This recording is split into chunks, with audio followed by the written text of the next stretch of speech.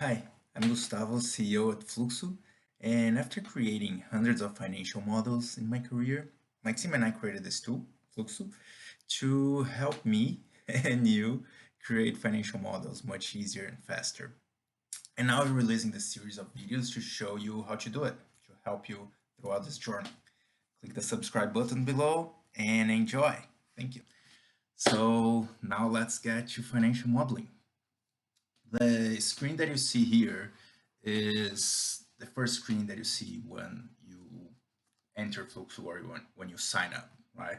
And the idea of the model today is a very quick model that I think every startup or small business should have at a minimum, right? We can get much more sophisticated than that, but I think this that I'm going to create today will go probably around 20 minutes to create this model, and you'll see that it's super easy and everyone should have this at a minimum.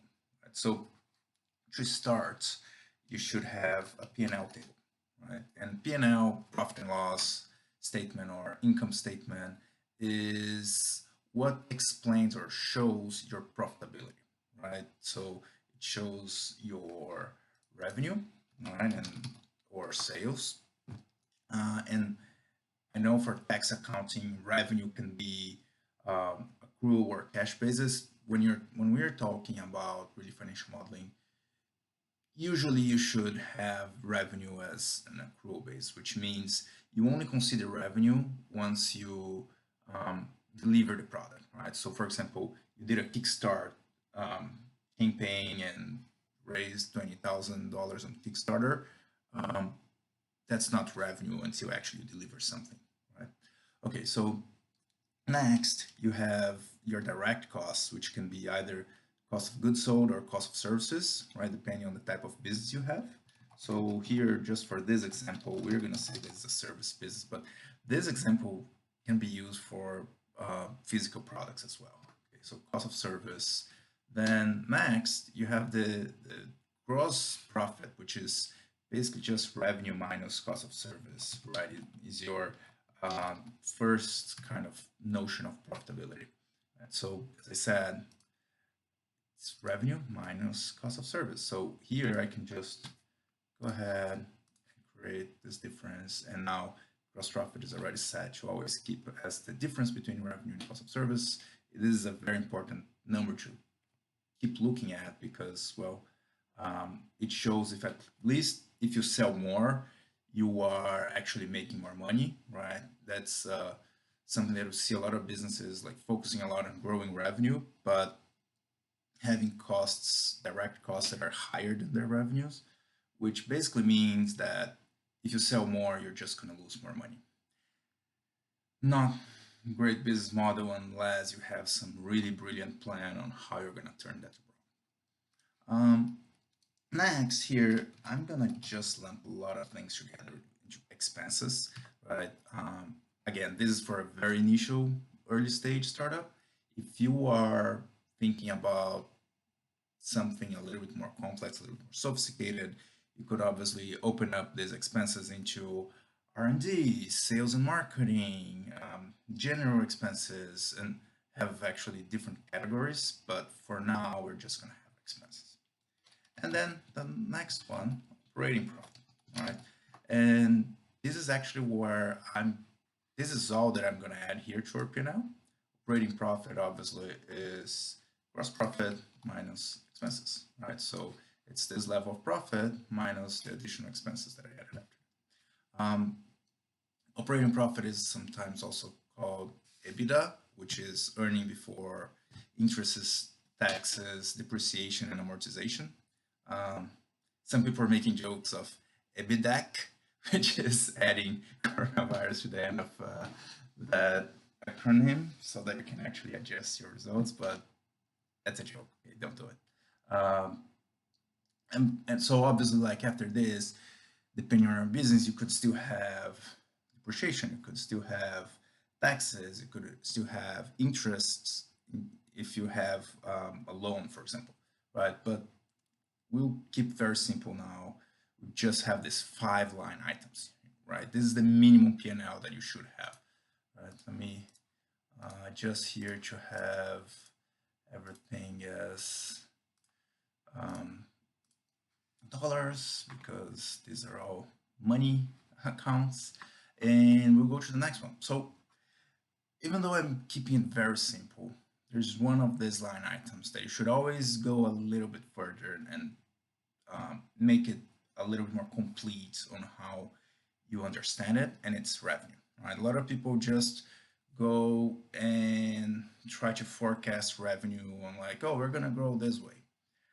The minimum you should always do is break it out, right? So what I did here is when I clicked break out to a new data table, um, what it does is it keeps revenue field here on P&L and adds a new revenue table here at the top.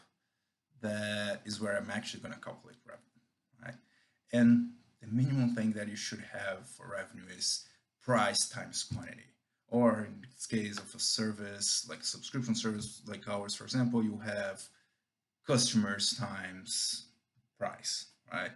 Um, if you have multiple pricing tiers, or if you have multiple products, you should have your pricing for all these different products or for all these different tiers broken down.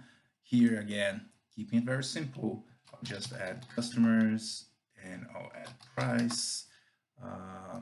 Move here revenue to the bottom just so it's nicer. Um, Price is money, customers is actually number, it's not money, but customer is actually going to round because usually you don't have 3.5 customers, right? They come in units, in integer units, so that's how we're going to actually work with them. And revenue is nothing more than customers times price. Okay, um, very easy, right? So you already have a little model for revenue here. And the last table that I'm going to create in this model is your cash flow, right? Because, okay, always great explaining profitability, but cash is king, right? So you always need to keep an eye on your cash, how much you have on the bank, and project how much you're going to have in the bank next month and next and next. Because like lots of people say like, oh, businesses die because of this, because of this, because of this. Well, there are actually only two ways business die. Either you give up and you close shop, or you run out of money, right? While you still have money in the bank, even if it's not selling, even if the product sucks, even if everyone hates you, you still can fight another day, right? Once you run out of money, that's when you have no other option. Right? Um, so the next statement here is cash flow. Right? Some people might comment here say like, "Hey, you're missing a balance sheet," which I usually keep track of. But because this is a very simple financial model, I'm actually ignoring balance sheet for now. I think that's kind of a second step that you should create later. So cash flow model, also very simple in this case, right? I'm going to start with beginning cash, um, and then I'm going to add the operating profit, right? And this operating profit here is nothing more than a reference to the operating profit from P&L, right? Then you're going to have next financing. Right? And this, again, I'm lumping some things together here. Financing can be equity or debt, right? And both in and out, right? If you're distributing dividends, you can also add here to financing. And obviously, as always, you can break this down further. Some things that I'm not adding here just because, again, trying to keep it simple are working capital adjustments and capital expenses, right? So for lots of startups that are like software businesses, those are not very relevant, especially if you don't have very complicated accounts receivable or accounts payable, and if you don't have like capital expenses that are also very relevant. But if you're actually manufacturing something, if you have a physical product, if you're keeping inventory, those are things that actually are gonna make capital expenses and working capital very relevant, right? Here I'm ignoring it, but it's something that you should keep an eye on if you have a business that those are relevant, right? And the way you're gonna notice if they're relevant basically is when you add those things up here that I have, do they um, do they add to the cash that you have at the end of the month in the bank, right? So if your beginning cash plus operating profit plus financing is your ending cash at the end of the month, um, it means that capital expenses and um, working capital are not very relevant. If you look at the bank and it doesn't match your cash flow here, it's because you're leaving things out. So it's then time to understand what those things are. And in future models here, we're going to go deeper into those items. So you can see I have ending cash here as the sum of beginning cash, operating profit, and financing. And beginning cash, actually, what I'm going to do is um, it should be ending cash from the previous month. So here where I add references to rows, I can just change this number from 0 to 1. And what it does is instead of referencing ending cash for the same month, it goes back 1 month. So, which makes sense, right? You begin a month with exactly same amount of money that you ended the previous month. So this is the structure of the model, right? So this is basically all the basics here of how to structure this model. And the next step is then to come here and fill out with some real numbers, right? Obviously, this is not a real business, so I'm just going to invent numbers, but let's do that just for fun. So let's say I have here this business that cost of services was, I'm going to just fill out January and February because 2 months is enough. Um, and let's say expenses are 2,000 a month, and I had 10 customers in this month and 15 customers in this month, and my price is, I don't know, $100. Okay, so, and then I had financing of 25,000 that my grandma gave me in my first month.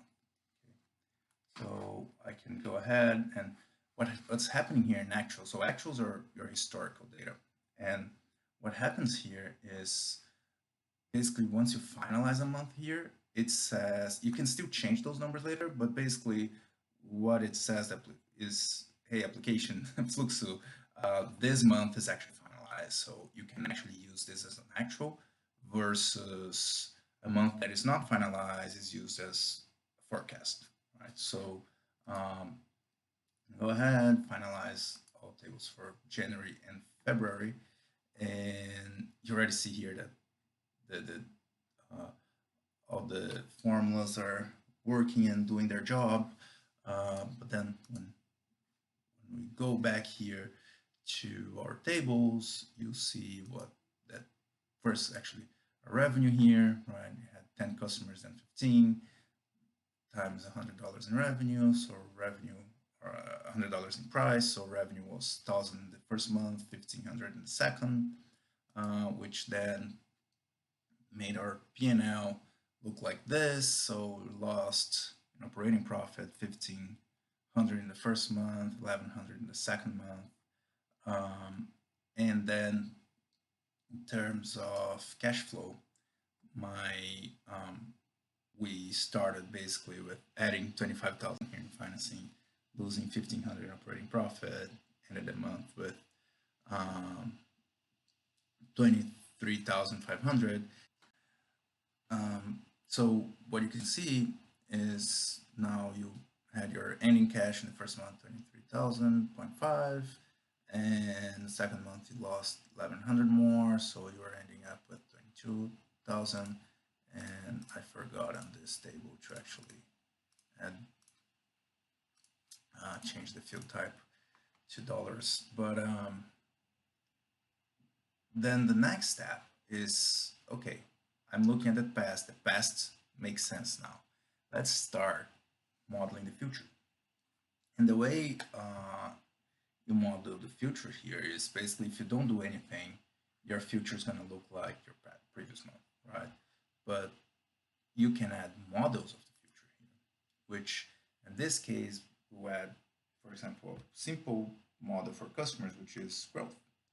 So what I'm going to do is say, and this title I can type whatever I want, but I like to be very descriptive. So I'm going to say, hey, actually, we're going to grow 30% per month in 2020, right? So here, this is where I select that I'm applying this to 2020 and oops, 30% per month. Yep. And then let's say actually in 2021, I'm gonna go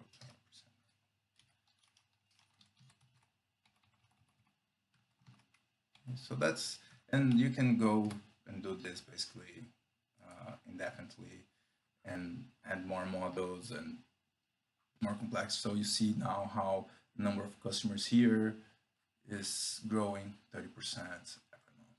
Right? The and the revenue here is obviously also doing the same. So then when we go to our P&L, nice, growing number of customers. Well, one thing that we obviously need to do here is cost of service is going to grow, right? So in this case, I'm going to use this model called ratio, which this is an interesting one. What I'm going to say is basically like cost of service is going to keep at a constant ratio to revenue, right? Um, of the average of the two last months, right? So basically what's going to say is like, okay, in the last 2 months, I had 500 over 1,000 and 600 over 1,500. I'm just going to average those two out and say like, on average, this is about what my cost of service is related to my revenue. So,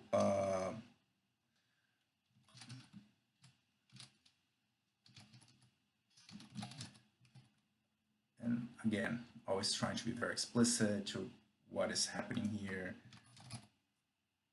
And ratio to revenue, average of the last 2 months. And if you ask me, how did you get to the average of the last 2 months and not 1 month or 3 months or whatever?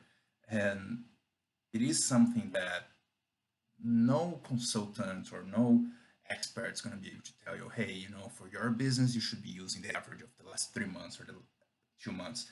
It's actually you are the person that knows your business the best, and you kind of know the fluctuations of those kinds of accounts. So that's how you need to think about, you know what, like I know I need to average out this number. So, or actually, it's very stable. Like every month, my cost of, especially for physical products, sometimes that this number is very stable. So um, I've seen business that, you know, this number goes up from 60 to 61%, then goes down to 59%, and so you don't even need to average it out. So in this case, let's just add this because it's fun. So you see that now, you know, this number is growing according to this, which means your gross profit is growing, but it's growing less than if I say that, oh, my cost of service is going to stay the same with my revenue, right? So obviously I don't need to add any model to gross profit because it's just a formula based on this too. And expenses, I should probably add also a formula. In this case, I'm going to add a custom formula to expenses. And I'm going to say that I add um, $500 of expenses every month, right? So plus 500 per month, right? And again, this is just an example, but you kind of have usually an idea on how your expenses are growing. And here I use this self formula to help me set it up. So basically, self1 says previous month of the same row plus 500.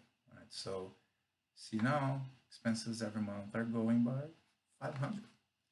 So then when I go back to my cash flow, this is what's interesting here, right? So my cash flow here is where I'm gonna go and look, do I need more financing? Or actually, in this case, it doesn't look like I do if my assumptions are right on revenue and costs, because yeah, I'm losing some money short term, but as my revenue starts growing faster than my expenses, I actually will only get down to 14,000 here in cash, and I will then start making money every month, which means that I'll become profitable before I run out of money, right? So this is very important for you to always keep an eye on, because let's say, and just for sake of an exercise, instead of plus 500 here, let's say I was adding 3,500 per month here of course, right? Obviously, I'm going, um, I'm going very aggressive with this, and oh, I just changed the tax and didn't change this. But it's just to show what happens to your cash flow, right? And obviously, what happens is in 3 months you're going to run out of money, right? So there are, if you look at a forecast and in 3 months you're going to run out of money, you only have three options. You either figure out how to increase your revenues faster, you figure out how to cut costs or expenses, or you figure out how to get more financing, right? Those are the three options that you have in general. So I'm going to go back here and just put 500 in this, because this is a very lean business and we are not adding expenses that fast. Cool. So this is all you need. This is basically your financial model. And if you want to actually then at the end have something that you can look at uh, every month, or you can even share with people, you can create a report and say like simple startup report, right? And here you select, okay, what's the date range for that report, the plans. By the way, I didn't create any other plans, but you can have maybe one base plan and one plan that is like, let's say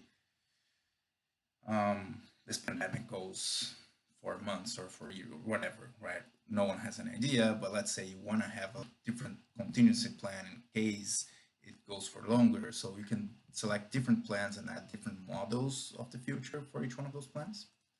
And then here you want to look at, okay, what are the key metrics that I want to be looking at? And let's say in this case, I want to be looking at number of customers, and I aggregate by sum. The aggregation here is because you have options to see them in a monthly, quarterly, or yearly basis. So for you see what I'm gonna do, for example, for cash. So I wanna be looking at revenue for sure. And let's say I'm gonna be looking at gross profit. I'm just picking some things here to look at. Operating profit. And I want to be looking at ending cash, right? Because but ending cash, I don't want to add up, right? So if I want a year of ending cash, I don't want to look at the sum of the ending cash that I had on all months. I actually want to look at how much cash I had at the end of the year. So instead of selecting sum here as aggregation, I'll select last, right? And I will select what are my assumptions, right? So the most important assumptions that I have in this model are for customers, for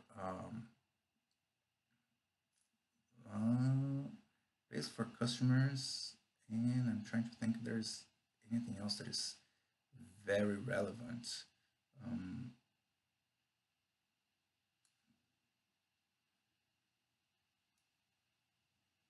We don't have that much stuff for financing.